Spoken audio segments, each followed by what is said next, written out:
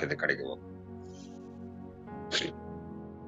ನಮ್ಮನ್ನು ಬಹಳವಾಗಿ ಪ್ರೀತಿ ಮಾಡ್ಕೊಂಡು ಬರುವಂತ ನಮ್ಮ ಪರಲೋಕ ತಂದೆಯಾದ ದೇವರೇ, ನಿಮ್ಮ ಘನವುಳ್ಳ ನಾಮಕ್ಕಾಗಿ ನಾನು ಸ್ತೋತ್ರ ಮಾಡುತ್ತೇನೆ ಸ್ವಾಮಿ. ಗತಿಸಿ ಹೋದ ರಾತ್ರಿ ವೇಳೆಯಲ್ಲಿ ಸುಖಕರವಾದ ನಿದ್ರೆಯನ್ನು ಕೊಟ್ಟು ನೂತನ ದಿನವನ್ನು ಕೊಟ್ಟಿದ್ದಕ್ಕಾಗಿ ನಿಮಗೆ ಸ್ತೋತ್ರ ಮಾಡುತ್ತೇನೆ ಸ್ವಾಮಿ. ಈ ನೂತನವಾಗಿರ್ತಕ್ಕಂಥ ದಿನದಲ್ಲಿ ನಿಮ್ಮ ಪ್ರಿಯ ಮಕ್ಕಳಾದ ನಾವು ಕರ್ತನೆ ಜೂಮ್ ಆ್ಯಪ್ನಲ್ಲಿ ಕರ್ತನೆ ಡೈಲಿ ಡಿವೋಷನ್ ಅನ್ನು ಕೂಡ ನಾವು ಮಾಡುವವರಾಗಿದ್ದೇವೆ ಸ್ವಾಮಿ. ನಿಮ್ಮ ಕೃಪೆ ನಿಮ್ಮ ಪ್ರಸನ್ನತೆಗಾಗಿ ನಾವು ಬೇಡುತ್ತಿದ್ದೇವೆ ಕರ್ತನೆ. ಈಗ ಸ್ವಾಮಿ ಸ್ವಲ್ಪ ಮಟ್ಟಿಗೆ ನಿಮ್ಮ ವಾಕ್ಯಗಳನ್ನು ಧ್ಯಾನ ಮಾಡುವಾಗ ಪರಿಶುದ್ಧಾತ್ಮನ ಮೂಲಕ ನನ್ನನ್ನು ಮತ್ತು ನಮ್ಮನ್ನು ತುಂಬಿಸು, ನಡೆಸು, ಬಲಪಡಿಸಬೇಕೆಂಬುದಾಗಿ ಬೇಡಿಕೊಳ್ಳುತ್ತಾ, ನೀವು ನನ್ನ ಸಂಗಡ ಮಾತನಾಡಬೇಕೆಂಬುದಾಗಿ ಬೇಡಿಕೊಳ್ಳುತ್ತಾ, ನನ್ನ ಪ್ರಾರ್ಥನೆ ಕೇಳಿದಕ್ಕಾಗಿ ಸ್ತೋತ್ರ ಮಾಡುತ್ತಾ ಯೇಸುವಿನ ಹೆಸರಿನಲ್ಲಿ ಪ್ರಾರ್ಥಿಸಿ ಬೇಡಿಕೊಳ್ಳುತ್ತೇನೆ ತಂದೆ, ಆಮೆನ್. ದೇವರಿಗೆ ಸ್ತೋತ್ರ ಉಂಟಾಗಲಿ. ನಾವು ಈ ದಿವಸ ಯೆಶಾಯ 54ನೇ ಅಧ್ಯಾಯ 1ರಿಂದ 17ರವರೆಗೆ ನಾವು ನೋಡ್ತಾ ಇದ್ದೇವೆ. ಈ ದಿವಸ ಇಲ್ಲಿ ಆ ಒಂದು ಅಧ್ಯಾಯದ ಒಂದು ಶಿರೋನಾಮೆ ಚಿಯೋನಿನ ಮುಂದಿನ ವೃದ್ಧಿಯು ವೈಭವವು ಎಂಬುದಾಗಿ. ಅಂದ್ರೆ ಯೆರೂಸಲೇಮ್ ಅಥವಾ ಇಸ್ರಾಯೇಲ್ ಇಂದಿನ ಅಧ್ಯಾಯಗಳಲ್ಲಿ ಎಷ್ಟು ಕಷ್ಟಕ್ಕೆ ಎಷ್ಟು ಬಾಧೆಗೆ ಒಳಪಟ್ಟಿತ್ತೋ, ಇನ್ನು ಮುಂದೆ ಅದಕ್ಕೆ ಏನು ಬರ್ತದೆ ಅಂತಂದ್ರೆ ಒಂದು ವೃದ್ಧಿ ಆಗುತ್ತೆ ಅದು, ಮತ್ತು ಒಂದು ರೀತಿಯ ವೈಭವವನ್ನು ಅದು ಕಾಣುತ್ತೆ ಎಂಬುದಾಗಿ ಇಲ್ಲಿ ದೇವರು ಪ್ರವಾದಿಯಾಗಿರ್ತಕ್ಕಂಥ ಯೆಶಾಯನ ಮೂಲಕ ಮಾತನಾಡ್ತಿದ್ದಾರೆ.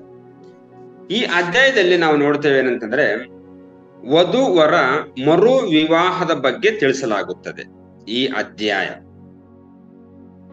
ಯೆರೂಸಲೇಮ್ ನಗರವನ್ನು ಪುನರ್ ನಿರ್ಮಿಸಿ ಮತ್ತೆ ದೇವರು ಇದನ್ನು ಆಶೀರ್ವಾದ ಮಾಡುತ್ತಾನೆ ಎಂಬುದನ್ನು ಕೂಡ ನಾವು ಇದರಲ್ಲಿ ನೋಡುತ್ತೇವೆ. ಮತ್ತು ಹಳೆ ಒಡಂಬಡಿಕೆಯ ಕಾಲದಲ್ಲಿ ಬಂಜತನವನ್ನು ಒಂದು ರೀತಿಯಲ್ಲಿ ಅವಮಾನಕರವೆಂದು ಪರಿಗಣಿಸಲಾಗಿತ್ತು. ಎಸ್, ಹಳೆ ಒಡಂಬಡಿಕೆಯಲ್ಲಿ ಬಂಜತನ ಅಂತಂದ್ರೆ ಒಂದು ರೀತಿಯಲ್ಲಿ ದೇವರು ಇವಳನ್ನು ಕೈ ಬಿಟ್ಟಿದ್ದಾನೆ, ದೇವರ ಆಶೀರ್ವಾದ ಇವಳಿಗೆ ಇಲ್ಲ ಎನ್ನುವ ರೀತಿಯಲ್ಲಿ ಆಗಿನ ಕಾಲದಲ್ಲಿ ಪರಿಗಣಿಸಲಾಗಿತ್ತು.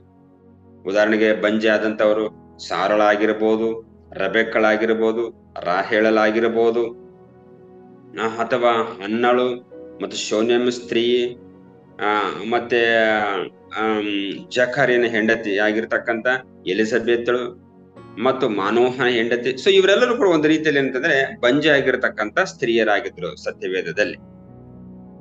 ಸೊ ನಾವಿಲ್ಲಿ ಏನ್ ನೋಡ್ತೇವೆ ಅಂತಂದ್ರೆ 54ನೇ ಅಧ್ಯಾಯ 1ನೇ ವಚನದಲ್ಲಿ ಹೀಗೆ ಇದೆ, ಹೇರದವಳೆ ಬಂಜೆಯೇ ಹರ್ಷಧ್ವನಿಗೈ, ಪ್ರಸವ ವೇದನೆಯನ್ನು ಅನುಭವಿಸಿದವಳೇ ಆನಂದ ಸ್ವರವೆತ್ತಿ ಕೂಗು, ಗಂಡನುಳ್ಳವಳಿಗಿಂತ ಗಂಡ ಬಿಟ್ಟವಳಿಗೆ ಮಕ್ಕಳು ಹೆಚ್ಚು ಎಂದು ಯೆಹೋವನು ಹೇಳುತ್ತಾನೆ ಎಂಬುದಾಗಿ.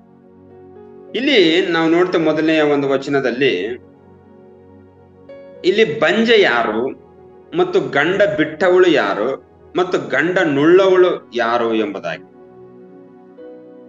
ಸೊ ಇವೆಲ್ಲವೂ ಕೂಡ ಇಲ್ಲಿ ಬಂಜೆ ಯಾರಂತಂದ್ರೆ ಇಸ್ರಾಯೇಲ್ ಅಥವಾ ಯೆರೂಸಲೇಮ್ ಎಂಬುದಾಗಿ ಅದರ ಅರ್ಥ. ಗಂಡ ಬಿಟ್ಟವಳು ಅಂತಂದ್ರೆ ಅವರು ಕೂಡ ಇಸ್ರಾಯೇಲ್ ಅಥವಾ ಯೆರೂಸಲೇಮ್ ಅಂತ ಅರ್ಥ.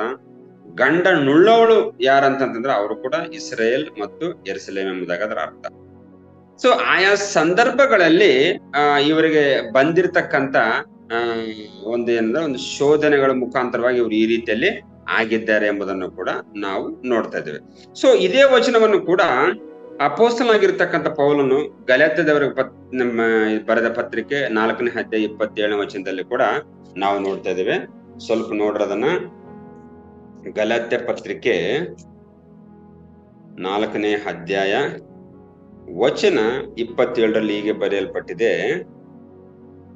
ಹೇರದ ಬಂಜೆಯೇ ಆನಂದವಾಗಿರು, ಪ್ರಸವ ವೇದನೆ ಇಲ್ಲದವಳೆ ಸ್ವರವತ್ತಿ ಕೂಗು, ಗಂಡ ನುಳ್ಳವಳಿಗಿಂತ ಗಂಡ ಬಿಟ್ಟವಳಿಗೆ ಮಕ್ಕಳು ಹೆಚ್ಚು ಎಂಬುದಾಗಿ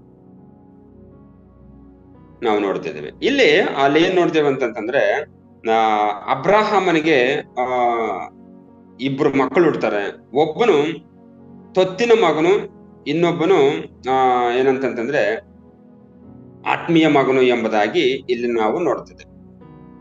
ಅದು ಏನಂತಂದ್ರೆ ಆ ಗಲತ್ 4:27 ಇದೇ ವಚನವನ್ನು ಕೂಡ ಪೌಲನು ಹೇಳುವ ಮೂಲಕ ಏನನ್ನು ತಿಳಿಸಲು ಬಯಸ್ತಾನೆ ಎಂಬುದಾಗಿ ನಮಗೆ ಅಲ್ಲಿ ಅಸ್ಪಷ್ಟವಾಗಿ ನಮಗೆ ಒಂದು ಉತ್ತರಗಳು ಕೂಡ ಅಲ್ಲಿ ನಮಗೆ ಸಿಗ್ತಾ ಇದೆ.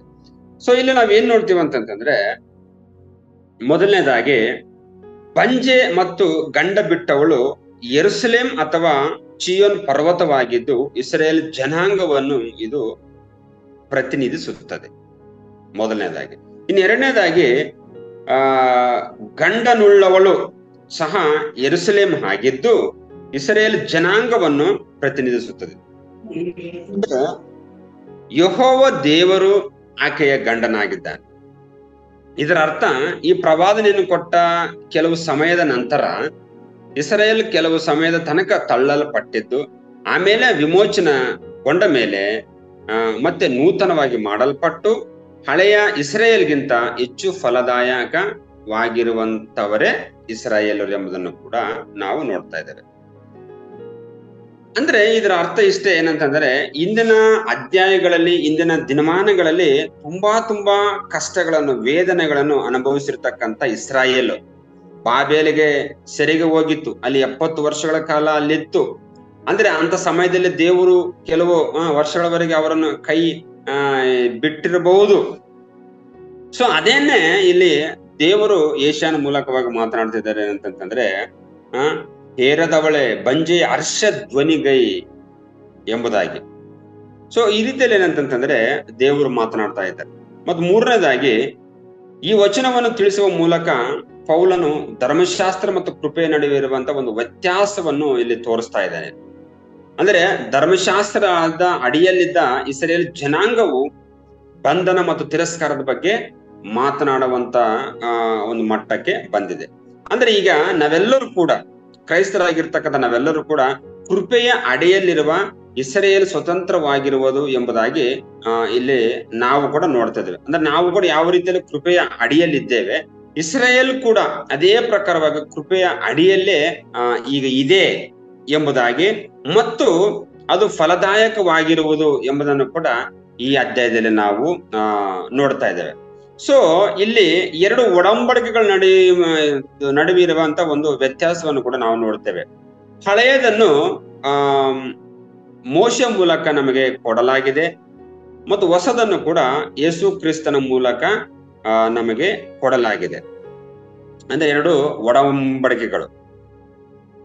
ಸೊ ಹಾಗಾಗಿ ಇಲ್ಲಿ ನಾವೇನ್ ನೋಡ್ತೀವಿ ಅಂತಂತಂದ್ರೆ, ನಾವು ಯಹೂದ್ಯರಾಗಿರ್ಬೋದು ಅಥವಾ ಅನ್ಯರಾಗಿರ್ಬೋದು ಅಥವಾ ಕ್ರೈಸ್ತರಾಗಿರ್ಬೋದು, ಕೃಪೆಯ ಮಾರ್ಗದಲ್ಲಿ ಮಾತ್ರ ನಾವು ರಕ್ಷಣೆ ಹೊಂದಲಿಕ್ಕೆ ಸಾಧ್ಯವಾಗುತ್ತದೆ. ಮತ್ತು ದೇವರ ಪರಿಶುದ್ಧ ಪಟ್ಟಣವಾಗಿರುವ ಪರಲೋಕದಲ್ಲಿರುವ ಯೆರೂಸಲೇಮ್ ಎಲ್ಲಾ ವಿಶ್ವಾಸಿಗಳಿಗೆ ಕೂಡ ಅದು ತಾಯಿ ಎಂತಾಗಿದೆ. ಹಾಗಾಗಿ ನಾವೆಲ್ಲರೂ ಕೂಡ ಇಲ್ಲಿದ್ದಂಥವರು ಕೃಪೆಯ ಮೂಲಕವಾಗಿಯೇ ನಾವು ರಕ್ಷಣೆ ಹೊಂದಬೇಕು. ಅವರು ಒಂದು ವೇಳೆ ಇಸ್ರಾಯೇಲರಾಗಿರ್ಬೋದು, ಯಹೂದ್ಯರಾಗಿರ್ಬೋದು, ಅನ್ಯ ಜನರಾಗಿರ್ಬೋದು, ಮತ್ತು ಕ್ರೈಸ್ತರು ಕೂಡ ಆಗಿರಬಹುದು. ನಾವು ಕೃಪೆಯ ಮೂಲಕವಾಗಿಯೇ ನಾವು ರಕ್ಷಣೆ ಹೊಂದಲಿಕ್ಕೆ ಆಗುತ್ತೆ ಎಂಬುದನ್ನು ಕೂಡ ನಾವಿಲ್ಲಿ ನೋಡ್ತಾ ಇದ್ದೇವೆ. ನಂತರದಲ್ಲಿ ಮತ್ತೆ ಈ ಅಧ್ಯಾಯದಲ್ಲಿ ನಾವು ಸಂಪೂರ್ಣವಾಗಿ ನಾವೇನ್ ನೋಡ್ತೇವೆ ಅಂತಂದ್ರೆ, ಇಸ್ರಾಯೇಲ್ ಜನಾಂಗದವರು ಪುನಃ ಮತ್ತೆ ದೇವರ ಕಡೆಗೆ ಹಿಂದಿರುಗಿ ಬರುವಂತದ್ದನ್ನು ಕೂಡ ನಾವು ನೋಡ್ತಾ ಇದ್ದೇವೆ. ಅಂದ್ರೆ ಇಲ್ಲಿಯವರೆಗೆ ದೇವರು ಅವರನ್ನು ಕೈ ಬಿಟ್ಟಿದ್ದಾನೆ. ಅದಕ್ಕಾಗಿ ನಾವು ನೋಡಿದ್ದೇವೆ ಏನಂತಂದ್ರೆ ಗಂಡ ಬಿಟ್ಟವಳು ಎಂಬುದಾಗಿ. ಅಂದ್ರೆ ದೇವರು ಇವರನ್ನು ಕೈ ಬಿಟ್ಟಿದ್ದಾನೆ ಎಂಬುದಾಗಿ. ಸೊ ಈ ಅಧ್ಯಾಯದಿಂದ, ಈ 54ನೆಯ ಅಧ್ಯಾಯದಿಂದ ಮತ್ತೆ ದೇವರ ಬಳಿಗೆ ಈ ಯಹೂದ ಜನಾಂಗವು, ಇಸ್ರಾಯೇಲ್ ಜನಾಂಗವು, ಯೆರೂಸಲೇಮ್ ಪಟ್ಟಣವು ದೇವರ ಬಳಿಗೆ ಹಿಂದಿರುಗಿ ಬರುವುದನ್ನು ಮತ್ತು ಎಲ್ಲಾ ಆಶೀರ್ವಾದಗಳಿಗೆ ಬಾಧ್ಯವಾಗುವುದನ್ನು ಕೂಡ ನಾವು ನೋಡ್ತಾ ಇದ್ದೇವೆ. ಅದಕ್ಕಾಗಿ ದೇವರೇನು ಅಂತಂದ್ರೆ ಇಲ್ಲಿ ಯೆಶಾಯನ ಮೂಲಕವಾಗಿ ಹರ್ಷ ಧ್ವನಿಗೈ ಎಂಬುದಾಗಿ, ಹರ್ಷ ಧ್ವನಿಗೈ. ಯಾಕಂದ್ರೆ ನಿನಗೆ ಇಲ್ಲಿಯವರೆಗೆ ಹರ್ಷ ಇರ್ಲಿಲ್ಲ, ಸಂತೋಷ ಇರಲಿಲ್ಲ, ಈಗ ನೀನು ದೇವರ ಬಳಿಗೆ ಬಂದಿದೀಯಾ, ಹಾಗಾಗಿ ನೀನು ಇನ್ನು ಮುಂದೆ ಹರ್ಷವಾಗಿರು, ಸಂತೋಷವಾಗಿರು ಎಂಬುದನ್ನು ಕೂಡ ಇಲ್ಲಿ ನಾವು ನೋಡ್ತಿದ್ದೇವೆ. ಇಲ್ಲಿ ಹರ್ಷ ಧ್ವನಿಗೆ ಅಂತಂದ್ರೆ ಯೆಶಾಯನ ದಿನದಲ್ಲಿ ಮಕ್ಕಳನ್ನು ಹೇರಲು ಆಗದೆ ಇದ್ರೂ ಕೂಡ ಭವಿಷ್ಯದ ಹೊಸ ಇಸ್ರಾಯೇಲ್ಗೆ ಇದನ್ನು ಪ್ರವಾದಿಯನ್ನಾಗಿ ಕೊಡಲಾಗಿದೆ. ಯಾಕಂದ್ರೆ ಆಕೆ ಈಗ ಹೊಸ ಯೆರೂಸಲೇಮ್ ಆಗಿರ್ಲಿಲ್ಲ ಎಂಬುದನ್ನು ಕೂಡ ನಾವು ನೋಡ್ತಾ ಇದ್ದೇವೆ. ಅಂದ್ರೆ ಮುಂದಿನ ದಿನಮಾನಗಳಲ್ಲಿ ನಾನು ದೇವರಿಗೆ ಏನಂತಂದ್ರೆ ಬಾಧ್ಯರಾಗ್ತೇವೆ, ನಾನು ದೇವರು ನಮ್ಮನ್ನು ಸೇರಿಸಿಕೊಳ್ತಾನೆ ಎಂಬುದಾಗಿ ಇಲ್ಲಿ ಹರ್ಷ ಧ್ವನಿ ಪಡರಿ, ಹರ್ಷ ಧ್ವನಿ ಗೈರಿ ಎಂಬುದಾಗಿ ಇಲ್ಲಿ ದೇವರು ಯೆಶಾಯನ ಮೂಲಕವಾಗಿ ಮಾತನಾಡೋದನ್ನು ಕೂಡ ನಾವು ನೋಡ್ತಾ ಇದ್ದೇವೆ. ನಂತರದಲ್ಲಿ ಕೂಡ ನಾವು ನೋಡೋಣ. ನಂತರದಲ್ಲಿ 2ನೇ ಒಂದು ವಚನದಲ್ಲಿ, ನಿನ್ನ ಗುಡಾರದ ಸ್ಥಳವನ್ನು ವಿಸ್ತರಿಸು, ನಿನ್ನ ನಿವಾಸದ ಪರದೆಗಳು ಹರಡಲಿ, ಸಂಕೋಚ ಪಡಬೇಡ, ನಿನ್ನ ಹಗ್ಗಗಳನ್ನು ಉದ್ದ ಮಾಡಿ ಗೂಟಗಳನ್ನು ಬಲಪಡಿಸು, ನೀನು ಎಲ್ಲಾ ಕಡೆಗಳಲ್ಲಿ ಹಬ್ಬಿಕೊಳ್ಳುವಿ, ನಿನ್ನ ಸಂತಾನದವರು ಜನಾಂಗಗಳನ್ನು ವಶ ಮಾಡಿಕೊಂಡು ಹಾಳು ಪಟ್ಟಣಗಳನ್ನು ಜನಭರಿತವಾಗುವಂತೆ ಮಾಡುವರು ಎಂಬುದಾಗಿ ಇಲ್ಲಿ ಕೂಡ ನಾವು ನೋಡ್ತೇವೆ. ಏನಂತಂದ್ರೆ 2-3 ವಚನಗಳಲ್ಲಿ ಕೂಡ ನಾವು ನೋಡ್ತೇವೆ. ಅಂದ್ರೆ ಭವಿಷ್ಯದಲ್ಲಿ ಇಸ್ರಾಯೇಲ್ ಅಂದ್ರೆ ಹೊಸ ಇಸ್ರಾಯೇಲ್, ಈಗ ಹಳೆ ಇಸ್ರಾಯೇಲ್ ಆಗಿತ್ತು, ಈಗ ಯಾವಾಗ ದೇವರ ಬಳಿಗೆ ಬಂತು, ದೇವರು ಅವರನ್ನು ಒಂದು ರೀತಿಯಲ್ಲಿ ಹೆಂಡತಿಯಾಗಿ ಯಾವಾಗ ಸ್ವೀಕಾರ ಮಾಡಿಕೊಂಡಿದ್ದಾನೆ, ಆಗ ಅದೇನಾಗಿದೆ ಅಂದ್ರೆ ಹೊಸ ಇಸ್ರಾಯೇಲ್ ಆಗಿ ಅದು ಮಾರ್ಪಟ್ಟಿದೆ. ಅಂದ್ರೆ ಹೊಸ ಇಸ್ರಾಯೇಲ್ ಮಾರ್ಪಟ್ಟ ಮೇಲೆ ಹೆಚ್ಚು ಪ್ರದೇಶಗಳನ್ನು ಮತ್ತು ಹಿಂದೆಂದಿಗಿಂತಲೂ ಹೆಚ್ಚು ಶಕ್ತಿಯನ್ನು ಕೂಡ ಅದು ಹೊಂದಿರುವಂತ ಒಂದು ಇಸ್ರಾಯೇಲ್ ಆಗಿದೆ.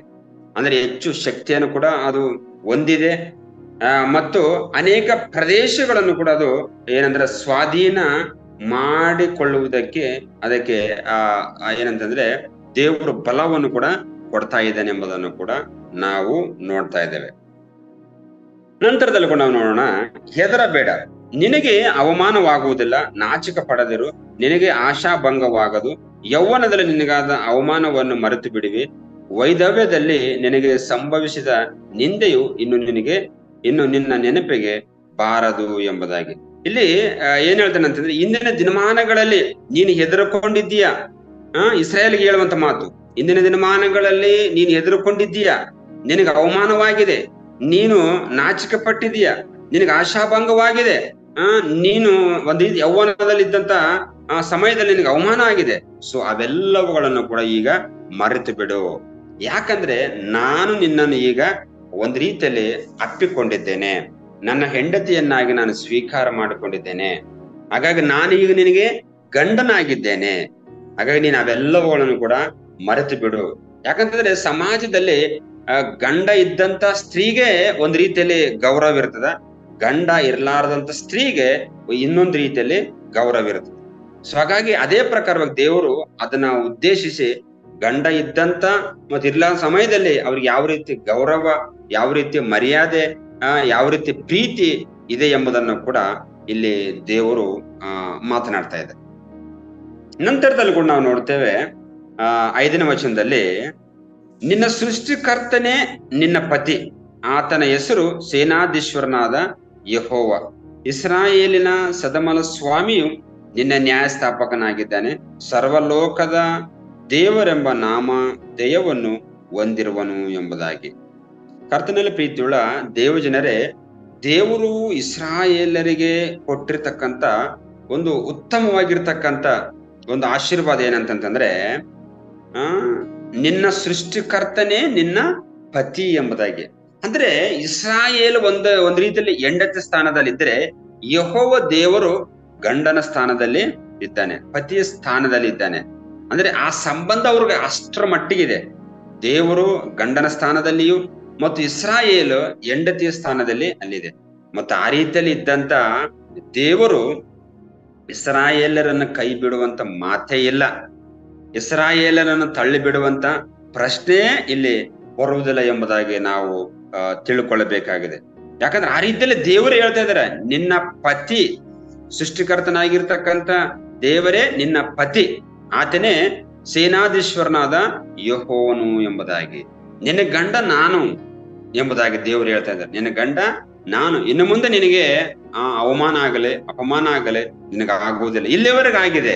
ಯಾಕಂದ್ರೆ ಅನೇಕ ಸಂದರ್ಭಗಳಲ್ಲಿ ಇಸ್ರಾಯೇಲ್ಯರು ದೇವರನ್ನು ರೇಗಿಸಿದಾಗ, ದೇವರ ಮಾರ್ಗದಲ್ಲಿ ನಡೆಯದೆ ಹೋದಾಗ, ಅಥವಾ ದೇವರ ಏನಂತಂದ್ರೆ ನಡವಳಿಕೆಯಲ್ಲಿ ಇಲ್ಲದೆ ಇದ್ದಾಗ, ಅವಾಗ ದೇವರು ಕೂಡ ಕೆಲವು ಸಂದರ್ಭಗಳಲ್ಲಿ ಕೈ ಬಿಡ್ತಾ ಇದ್ರು.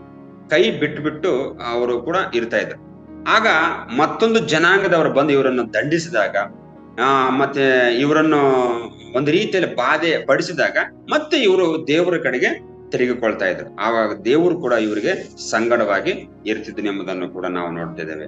ಸೊ ಈ ರೀತಿಯಲ್ಲಿ ಏನಂತಂದ್ರೆ, ದೇವರೇ ಹೇಳುವಂತ ಮಾತು, ನಾನು ನಿನಗೆ ಪತಿಯಾಗಿದ್ದೇನೆ, ನೀನು ಒಂದು ರೀತಿಯಲ್ಲಿ ಪತ್ನಿಯ ಸ್ಥಾನದಲ್ಲಿ ಇದ್ದೀಯೆ ಎಂಬುದಾಗಿ ಇಲ್ಲಿ ಆತನು ಹೇಳ್ತಾ ಇದ್ದಾನೆ. ನಂತರದಲ್ಲಿ ಕೂಡ ನಾವು ನೋಡ್ತೇವೆ 6ನೇ ವಚನದಲ್ಲಿ, ನೀನು ಬಿಡಲ್ಪಟ್ಟು ಮನನೊಂದ ಹೆಂಡತಿ, ಹೌದು ತ್ಯಜಿಸಲ್ಪಟ್ಟವಳಾದ ನನ್ನ ಯೌವನ ಕಾಲದ ಪತ್ನಿ ಎಂದು ಯೆಹೋವ ನಿನ್ನನ್ನು ಕನಿಕರಿಸಿ ಕರೆದಿದ್ದಾನೆ ಎಂಬುದು ನಿನ್ನ ದೇವರ ನುಡಿ ಎಂಬುದಾಗಿ. ನೋಡಿ ಯಾವ ರೀತಿಯಲ್ಲಿ ಹೇಳ್ತಿದ್ದಾರೆ ನೋಡಿ ಇಲ್ಲಿ. ಅಂದ್ರೆ ಯೆಹೋವನ ಧರ್ಮಶಾಸ್ತ್ರದ ಪ್ರಕಾರವಾಗಿ ಇಸ್ರಾಯೇಲರಿಗೆ ಗಂಡನಾಗಿದ್ದನು. ಯಾರಂದ್ರೆ ದೇವರು, ಯೆಹೋವ ದೇವರು ಧರ್ಮಶಾಸ್ತ್ರದ ಪ್ರಕಾರವಾಗಿ ಇಸ್ರಾಯೇಲರಿಗೆ ಗಂಡನಾಗಿದೆ. ಆದರೆ ಆಕೆಯ ಪಾಪದ ನಿಮಿತ್ತ ಆಕೆಯನ್ನು ಆತನ ಜನಾಂಗವಾಗಿಯೇ ತಿರಸ್ಕರಿಸಿದನು. ಗಂಡನು ಆಕೆಯ ಪಾಲಿಗೆ ಸತ್ತವನ ಹಾಗೆ ಇದ್ದನು ಎಂಬುದನ್ನು ಕೂಡ ನಾವು ನೋಡ್ತಿದ್ವಿ ಈ ವಚನದಲ್ಲಿ. ಅಂದ್ರೆ ಅಲ್ಲಿಯವರೆಗೆ ಆಕೆ ಒಂದು ರೀತಿಯಲ್ಲಿ ಪಾಪ ಮಾಡಿದ ನಿಮಿತ್ತವಾಗಿ, ಅಂದ್ರೆ ಇಸ್ರಾಯೇಲ್ ಪಾಪ ಮಾಡಿದ ನಿಮಿತ್ತವಾಗಿ, ಮೋಸ ಮಾಡಿದ ನಿಮಿತ್ತವಾಗಿ ದೇವರು ಸ್ವಲ್ಪ ಮಟ್ಟಿಗೆ ದೂರವಾಗಿ ಇದ್ದ, ದೂರವಾಗಿರುವುದನ್ನು ಕೂಡ ನಾವು ನೋಡ್ತಿದ್ದೇವೆ. ಸೊ ಆಕೆಯ ಪಾಪದ ನಿಮಿತ್ತ ಆಕೆಯನ್ನು ಆತನು ಜನಾಂಗವಾಗಿ ತಿರಸ್ಕರಿಸಿದನು. ಗಂಡನು ಆಕೆಯ ಪಾಲಿಗೆ ಸತ್ತವನ್ ಆಗಿದ್ದನು. ಇಸ್ರಾಯೇಲ್ ಭವಿಷ್ಯದಲ್ಲಿ ಯೆಹೋವನನ್ನು ಮತ್ತೆ ಮದುವೆ ಮಾಡಿಕೊಳ್ಳುವುದನ್ನು ಕೂಡ ನಾವು ನೋಡ್ತಾ ಇದ್ದೇವೆ. ಮತ್ತೆ ಏನಂತಂದ್ರೆ, ಇಲ್ಲಿಯವರೆಗೆ ಗಂಡನು ಇಲ್ಲದವಳಾಗಿ ಒಂದು ರೀತಿಯಲ್ಲಿ ವಿಧವೆಯಾಗಿ ಇದ್ದಂತ ಇಸ್ರಾಯೇಲ್ ಮತ್ತೆ ದೇವರನ್ನು ಮದುವೆ ಆಗುವಂತ ಒಂದು ರೀತಿಯಲ್ಲಿ ಈ ಅಧ್ಯಾಯದಲ್ಲಿ ನಾವು ನೋಡ್ತಾ ಇದ್ದೇವೆ. ಮತ್ತೆ ಮುಂದಿನ ಭವಿಷ್ಯದಲ್ಲಿ ಮತ್ತೆ ದೇವರು ಇಸ್ರಾಯೇಲನ್ನು ಮದುವೆ ಆಗುವಂತದ್ದಾಗಿರ್ಬೋದು. ಅಂದ್ರೆ ಇದು ಏನಂತಂದ್ರೆ ಒಂದು ರೀತಿ ಆತ್ಮೀಯವಾಗಿ ನಾವು ಇದನ್ನ ಅರ್ಥ ಮಾಡಿಕೊಳ್ಬೇಕಾಗಿದೆ. ಇದು ಭೌತಿಕವಾಗಿ ನಾವು ಅರ್ಥ ಮಾಡಿಕೊಳ್ಳೋದಕ್ಕಿಂತ ಆತ್ಮೀಯವಾಗಿ ನಾವು ಇದನ್ನು ಅರ್ಥ ಮಾಡಿಕೊಳ್ಬೇಕಾಗಿದೆ. ಸೊ ಆ ಒಂದು ಸಂಬಂಧದ ಬಗ್ಗೆ ಇಲ್ಲಿ ದೇವರು ಹೇಳ್ತಾರೆ. ಅಂದ್ರೆ ಗಂಡನು ಮತ್ತು ಹೆಂಡತಿ ಅವ್ರಿಗಿರ್ತಕ್ಕಂತ ಒಂದು ಸಂಬಂಧದ ಬಗ್ಗೆ ಇಲ್ಲಿ ದೇವರು ಯೆಶಾಯನ ಮೂಲಕವಾಗಿ ಮಾತನಾಡುವುದನ್ನು ಕೂಡ ನಾವು ನೋಡ್ತಾ ಇದ್ದೇವೆ. ನಂತರದಲ್ಲೂ ಕೂಡ ನಾವು ನೋಡೋಣ. ಇಲ್ಲಿ ಏನಂತಂದ್ರೆ, ಕ್ರಮೇಣವಾಗಿ ದೇವರವರನ್ನು ಜನಾಂಗವಾಗಿ ತನಗೆ ನ್ಯಾಯಸ್ಥಾಪಕನನ್ನಾಗಿ ಅಲ್ಲ, ಬದಲಾಗಿ ಸೃಷ್ಟಿಕರ್ತನನ್ನಾಗಿ ಮತ್ತು ವಿಮೋಚಕನನ್ನಾಗಿ ಇಲ್ಲಿ ಪುನಃ ಸ್ಥಾಪಿಸಿಕೊಳ್ಳುವನೆಂಬುದಾಗಿ. ಅಂದ್ರೆ ಇಸ್ರಾಯೇಲರನ್ನು ಮತ್ತೆ ಪುನಃ ಸ್ಥಾಪನೆ ಮಾಡಿಕೊಳ್ತಾ ಇದ್ದಾನೆ. ಅಂದ್ರೆ ನಾನು ಇನ್ನು ಮುಂದೆ ನಿನಗೆ ಸೃಷ್ಟಿಕರ್ತನಾಗಿದ್ದೇನೆ ಮತ್ತು ನಾನು ಇನ್ನು ಮುಂದೆ ನಿನಗೆ ವಿಮೋಚಕನಾಗಿದ್ದೇನೆ ಎಂಬುದಾಗಿ ದೇವರು ಇಸ್ರಾಯೇಲರನ್ನು ಮತ್ತೆ ಪುನಃ ಏನಂತಂದ್ರೆ ಸ್ಥಾಪಿಸಿಕೊಳ್ತಾ ಇದ್ದಾನೆ ಎಂಬುದನ್ನು ಕೂಡ ನಾವು ನೋಡ್ತಿದ್ದೇವೆ. ಹಾಗಂದ್ರೆ ಈಗಿರ್ತಕ್ಕಂಥ ವಿಶ್ವಾಸಿಗಳಿಗೆ ಅನ್ವಯಿಸುವ ಆತ್ಮೀಯ ಸತ್ಯಗಳನ್ನು ಕೂಡ ನಾವು ನೋಡಬಹುದು.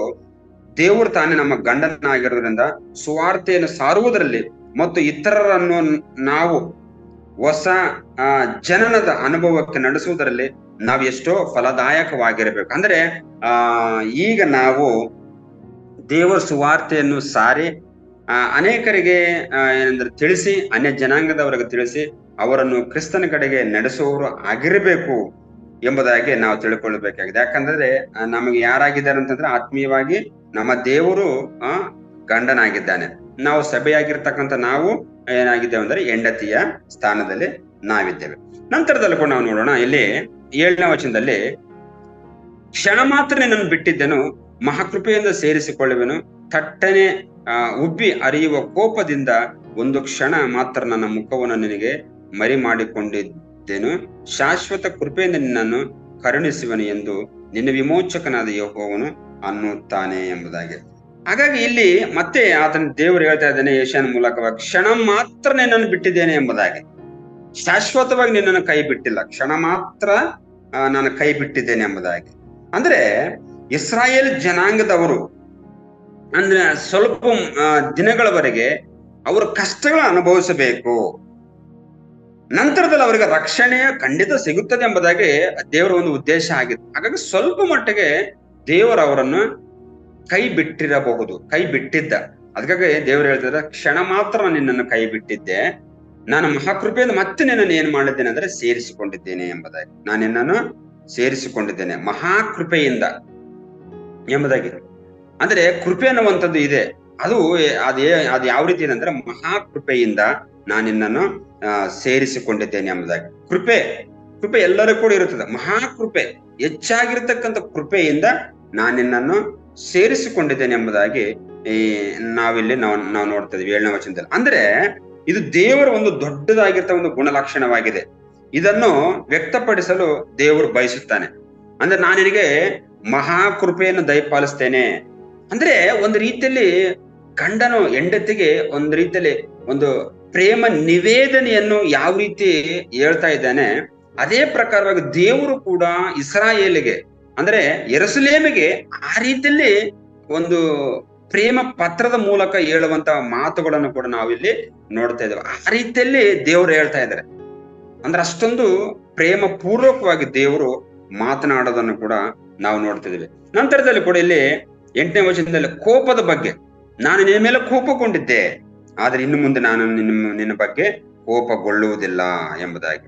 ಇನ್ನು ಮುಂದೆ ನಾನು ಕೋಪಗೊಳ್ಳುವುದಿಲ್ಲ. ಎಸ್, ಇಲ್ಲಿಯವರೆಗೆ ನಾನು ನಿನ್ನ ಮೇಲೆ ಕೋಪಗೊಂಡಿದ್ದೆ, ಯಾಕಂದ್ರೆ ನೀವು ನಿಮ್ಮ ದುಷ್ಟತನ, ನಿಮ್ಮ ಅರಾಚಕತನ ಇವೆಲ್ಲವೂ ಕೂಡ ನಾನು ನೋಡ್ಲಾರ್ದಿದ್ದೆ. ಆಗ ಇನ್ನು ಮುಂದೆ ನಾನು ನಿಮ್ಮ ಮೇಲೆ ಕೋಪ ಪಟ್ಕೊಳ್ಳುವುದಿಲ್ಲ ಎಂಬುದನ್ನು ಕೂಡ ಇಲ್ಲಿ ದೇವರು ಹೇಳ್ತಾ ಇದ್ದಾರೆ. ನಂತರ 9ನೇ ವಚನದಲ್ಲಿ ಕೂಡ ನಾವು ನೋಡ್ತೇವೆ, ನಿನ್ನನ್ನು ತ್ಯಜಿಸಿದ್ದು ನನಗೆ ನೋಹನ ಕಾಲದ ಜಲಪ್ರಳಯದಂತಿದೆ. ಇಂಥ ಜಲಪ್ರಳಯವು ಭೂಮಿಯನ್ನು ತಿರುಗಿ ಆವರಿಸುವುದಿಲ್ಲವೆಂದು ನಾನು ಹೇಗೆ ಪ್ರಮಾಣ ಮಾಡಿದನು, ಹಾಗೆಯೇ ನಾನು ನಿನ್ನ ಮೇಲೆ ಇನ್ನು ಕೋಪ ಮಾಡುವುದಿಲ್ಲ, ಗದರಿಸುವುದಿಲ್ಲ ಎಂದು ಈಗ ಪ್ರಮಾಣ ಮಾಡಿದ್ದೇನೆ ಎಂಬುದಾಗಿ.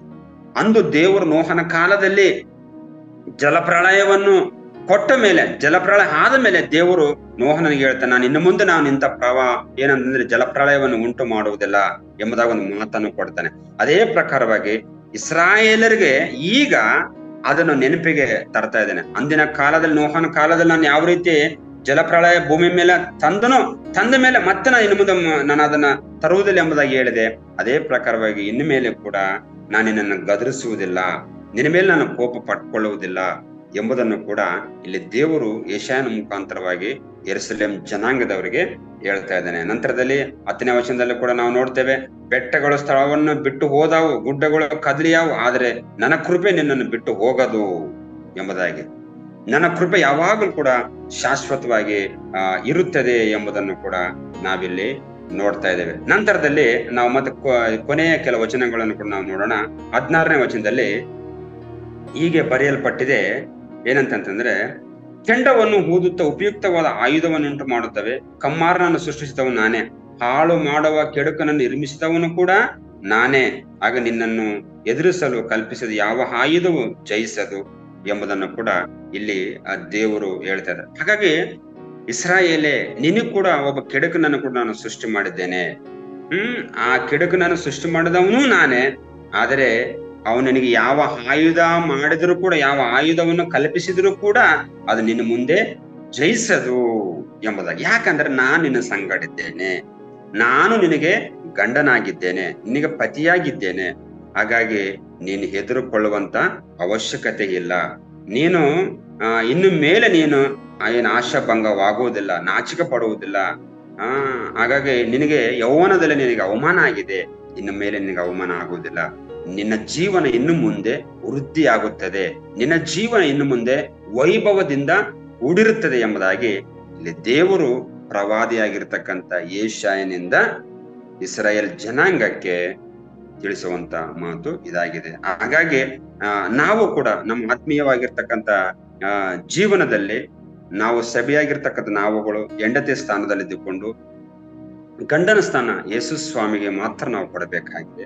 ಅದು ಆತ್ಮೀಕ ರೀತಿಯಲ್ಲಿ ನಾವು ಗಂಡನಿಗೆ ಸ್ಥಾನವನ್ನು ಯೇಸು ಸ್ವಾಮಿ ಮಾತ್ರ ಕೊಟ್ಟಾಗ ಮಾತ್ರ ನಮ್ಮ ಜೀವಿತವು ತುಂಬಾ ಸಂತೋಷವಾಗಿಯೂ ಸಮಾಧಾನವಾಗಿಯೂ ಇರುತ್ತದೆ. ದೇವರು ಈ ವಾಕ್ಯಗಳ ಮುಖಾಂತರ ನಮ್ಮನ್ನು ಆಶೀರ್ವಾದ ಮಾಡುತ್ತೆ. Thank you. ಪ್ರಾರ್ಥನೆ ಮಾಡಿಕೊಂಡು, ನಮ್ಮನ್ನು ಬಹಳವಾಗಿ ಪ್ರೀತಿ ಮಾಡ್ಕೊಂಡು ಬರುವಂತ ನಮ್ಮ ಪರಲೋಕ ತಂದೆಯಾದ ದೇವರೇ, ನಿಮ್ಮ ಘನವುಳ್ಳ ನಾಮಕ್ಕಾಗಿ ನಾನು ಸ್ತೋತ್ರ ಮಾಡುತ್ತೇನೆ ಸ್ವಾಮಿ. ಹೌದು ಕರ್ತನೆ, ಯೆರೂಸಲೇಮ್ ಜನಾಂಗದವರ ಬಗ್ಗೆ ಕರ್ತ ನೀವು ಮಾತನಾಡಿರ್ತಕ್ಕಂಥ ಮಾತುಗಳು ಸ್ವಾಮಿ, ಕರ್ತನೆ, ಗಂಡ ಬಿಟ್ಟವಳು ಮತ್ತು ಗಂಡನುಳ್ಳವಳು ಸೊ ಯಾರು ಎಂಬುದರ ಬಗ್ಗೆ ಕರ್ತನೆ ನೀವು ನಮಗೆ ತಿಳಿಯಪಡಿಸಿದ್ದಕ್ಕಾಗಿ ನಾವು ನಿಮಗೆ ಸ್ತೋತ್ರ ಮಾಡುತ್ತೇವೆ ಸ್ವಾಮಿ. ಲೋಕರಕ್ಷಕನಾಗಿರುವಂತ ದೇವರೇ ನಿಮಗೆ ಸ್ತೋತ್ರ. ನಾವು ಕೂಡ ಕರ್ತನ ಆತ್ಮೀಯ ಜೀವಿತದಲ್ಲಿ ನಾವು ಹೆಂಡತಿಯ ಸ್ಥಾನದಲ್ಲಿ, ಕ್ರಿಸ್ತನ ಗಂಡನ ಸ್ಥಾನದಲ್ಲಿ ಇದ್ದುಕೊಂಡು ನಾವು ಜೀವನ ಮಾಡ್ಲಿಕ್ಕೆ ನೀವು ನಮಗೆ ಸಹಾಯ ಮಾಡಬೇಕೆಂಬುದಾಗಿ ನಿಮ್ಮನ್ನು ಬೇಡಿಕೊಳ್ತೇವೆ ಕರ್ತನೆ. ಲೋಕರಕ್ಷಕನಾಗಿರುವಂತ ದೇವರೇ ನಿಮಗೆ ಸ್ತೋತ್ರ. ಈ ದಿನವೆಲ್ಲ ನಿಮ್ಮ ಕೈಗೆ ಒಪ್ಪಿಸಿಕೊಡ್ತೇವೆ ಸ್ವಾಮಿ. ನಾವು ಮಾಡುವ ಪ್ರತಿ ಕೆಲಸ ಕಾರ್ಯಗಳು ಮತ್ತು ಸೇವಾ ಕಾರ್ಯಗಳನ್ನು ಕೂಡ ಆಶೀರ್ವಾದ ಮಾಡ್ರಿ. ಮತ್ತು ವಿಶೇಷವಾಗಿ ನಮ್ಮ ಕಲ್ವಾರ್ ಚಾಪಲ್ ಸಂಸ್ಥೆಯನ್ನು ಅಭಿವೃದ್ಧಿಪಡಿಸಿರಿ, ಆಶೀರ್ವಾದ ಮಾಡ್ರಿ. ನಿರ್ದೇಶಕರನ್ನು, ಉಪನಿರ್ದೇಶಕರನ್ನು ಮತ್ತು ಮುಖ್ಯಸ್ಥರುಗಳನ್ನು ಕೂಡ ಆಶೀರ್ವಾದ ಮಾಡ್ರಿ. ಎಲ್ಲೆಲ್ಲಿ ನಮ್ಮ ಸಂಸ್ಥೆಯು ಸ್ವಾಮಿ ಕೆಲಸ ಮಾಡ್ತಾ ಇದೆ, ಸೇವೆ ಮಾಡ್ತಾ ಇದೆ, ಅಲ್ಲಿ ನಿಮ್ಮ ಕೃಪೆ, ನಿಮ್ಮ ಪ್ರಸನ್ನತೆ ಇರಲಿ ಸ್ವಾಮಿ. ಇನ್ನೂ ಹೆಚ್ಚಾಗಿ ಫಲಭರಿತವಾಗಿ ಕೆಲಸ ಮಾಡ್ಲಿಕ್ಕೆ ನೀವು ಸಹಾಯ ಮಾಡಬೇಕೆಂಬುದಾಗಿ ನಿಮ್ಮಲ್ಲಿ ಬೇಡಿಕೊಳ್ಳುತ್ತೇವೆ ಸ್ವಾಮಿ. ಈ ಒಂದು ಜೂಮ್ ಆಪ್ನೊಳಗಡೆ ಬಂದಿರತಕ್ಕಂತ ಸಹೋದರ ಸಹೋದರಿಯರನ್ನು ನೀವು ಆಶೀರ್ವಾದ ಮಾಡ್ರಿ ಕರ್ತನೆ. ಮತ್ತು ಸ್ವಾಮಿ ಕರ್ತನೆ, ನಮಗೂ ಕೂಡ ಸ್ವಾಮಿ ಉತ್ತಮವಾಗಿರ್ತಕ್ಕಂಥ ಆರೋಗ್ಯವನ್ನು, ಭಾಗ್ಯವನ್ನು, ಶಾಂತಿ, ಸಮಾಧಾನ ಕೊಡ್ರಿ. ಮತ್ತು ನಿಮ್ಮ ಕರ್ತನ ಆಶೀರ್ವಾದಕ್ಕೆ ಪಾತ್ರರಾಗುವಂತೆ ಕೂಡ ನೀವು ನಮಗೆ ಸಹಾಯ ಮಾಡ್ಬೇಕೆಂಬುದಕ್ಕೆ ಬೇಡಿಕೊಳ್ತಾ ಕರ್ತನೆ, ನೀವು ನಮಗೋಸ್ಕರವಾಗಿ ಲೋಕಕ್ಕೆ ಬಂದು ಸತ್ತು ಓಣಲ್ಪಟ್ಟ ತಿರುಗಿ ಮೃತ್ಯುಂಜಯನಗದ್ದೆ ಬಂದಿರತಕ್ಕಂಥ ನಜರೇತನ ಕ್ರಿಸ್ತ ಯೇಸುವಿನ ಹೆಸರಿನಲ್ಲಿ ಪ್ರಾರ್ಥಿಸಿ ಬೇಡಿಕೊಳ್ತೇನೆ ತಂದೆ, ಆಮೆನ್.